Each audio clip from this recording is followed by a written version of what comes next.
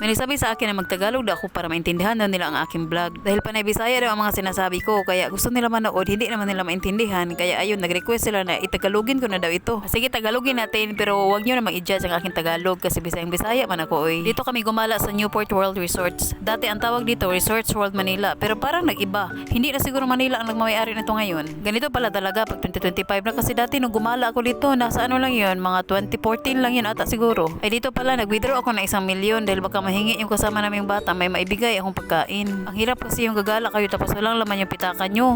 Kahit maglagay lang ng mga 100 ba, okay na yun. Pero isa lang masasabi ko sa lugar na ito, hindi pa rin siya nagbago, mas lalong gumanda at sumosyal. Dati kasi parang hindi naman to ganun, pero ngayon, grabe talaga ang improvement ng lugar na ito ba. Tapos sasabihin ng mga nakakita sa iyo na, oy, gumala, sosyal, ang daming pera. Pero hindi nyo ba alam na 100 lang ang laman ng pitaka ko? Pero okay na rin kasi yung paggala namin, hindi naman kami masahe. Sumakay lang kami ng libre. Ikaw, yung makamot. Oy. So, Taga dyan, nasa pero taga ano kami, taga Mindanao Province. Saan doon, ma'am? Sa Buagan ng Norte. ikaw mami yung nakuha. Bigyan lang kita ng lotion ng ano, ng... Gusto mo na, uy, grabe, pero ang ganda. Bakit na mabango? 1 year magagamit ang isang ano, isang bottle niya. Sabi mo na ano, Day? Ang mura lang niya. Pero isang taon naman. Pero maganda talaga siya. Ano, parang Ito ano naman. siya? Smooth. Ito naman lotion. Yes, meron siyang argan oil para at least mawasan na ng dryness ng skin.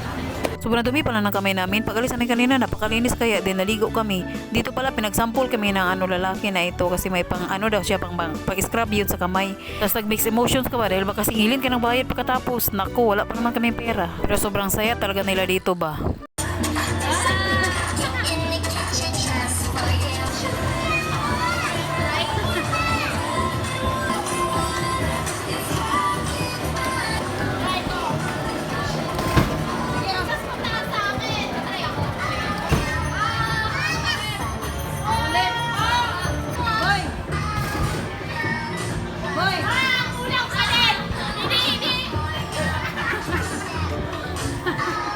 First to start, saan ba?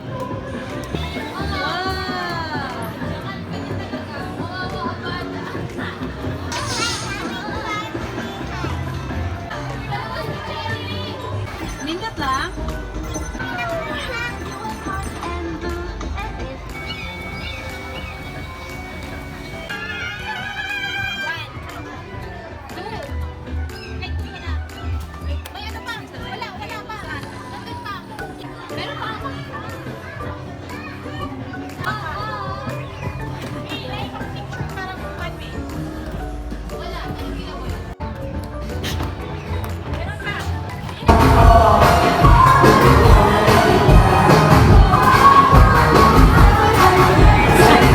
Tapos dito, makita naman kami sa itaas. Baka sabihin nyo, nagpunta kami ng club ha. Hoy, wag ganun. Ang dumi pa naman ng mga isip ninyo, mga ano kayo. Tapos nakita ni Safi to dito ang playground. Sus, naku naman. Hindi pa pala. Tapos ito, hindi na namin sinapigilan kasi tumakbo talaga siya agad doon. Tapos maya-maya, sinabihan kami ng lalaki na hindi pa yan tapos. Hoy, naku, grabe, nakakaya naman. Wala pa naman tayong pabaya dito. Na hanggang dito na lang talaga ang aking Tagalog ba. Dari akin, isulod na magyud siya. Sus, dili man siya magpupugong. Bisag kung saan yun siya og kuha. Kay mo iyak na magyud. Nga ka ng gawal, gyud bitaw. Kay nang kuya, ora bakit siya mag-wild game. Rag dili, gyud bitaw ba siya bata lang tawon mo ragdako na gyud bitaw nga kanang wa gyud kay daganan ba. Dari kay kapoy na magyud may sumao ni ang amo ang conversation together. Oh, sorry ka na, sorry na ikaw. Pag-sorry na ate Keisha. Ay, mana?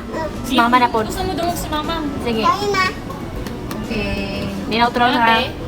Sorry ate. Oh, may hap na yan. Sorry po na mo. Kanay stress mo eh. Sorry po na mo. Emotional damage. Dili ka, tama Wala galit. Hindi ka nagalit. Huwag ka na magalit. Ay, ba't walang pisto sa riyan? Bakit sa akin? Ah, dito yan. Dito ka sabi. Huwag ka galit. Nang muna nagid bitaw na mo kasuko no kay grabe ka sakit na jud sa amo ang mga buhok gyud kay grabe kay siya kamot murag dili bata gyud. Sumao to kay nagsuri ra man so naulian na pud ang amo ang mga kigol. Ingon anak man dyan na basta mag-sorry ra. Ayaw ba? Pero ako sorry rin balik-balik ko nagyapon nimo na ayaw na lang yung tuga-tuga. Dayon kini siya maura gini yang bisyo sige dagan-dagan. Sa mall of Asia pa man eh.